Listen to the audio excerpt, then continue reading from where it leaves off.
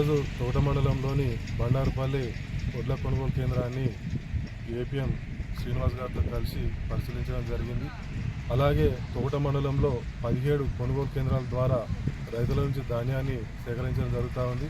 ఈ 17 కొనుగోలు కేంద్రాల్లో దాదాపు 10 కొనుగోలు కేంద్రాలను దాదాపు పూర్తిగా రైతుల నుంచి సేకరించి రైస్ మిల్లకు తరలించడం జరిగింది. మిగతా 6 సెంటర్లలో దాదాపు 2-3 రోజులు, రాబోయే 2-3 రోజుల్లో పూర్తిగా సేకరించి పంపించడం జరుగుతుంది.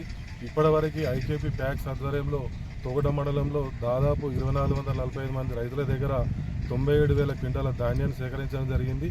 ఇప్పటివరకు సహకరించినటువంటి ఈ యొక్క ధాన్యాన్ని సేకరించడంలో సహకరించినటువంటి రాజకీయ నాయకులకు, అలాగే హమాలి కార్మికులకు, అలాగే మా సిబ్బందికి కూడా ధన్యవాదాలు తెలియజేస్తాం.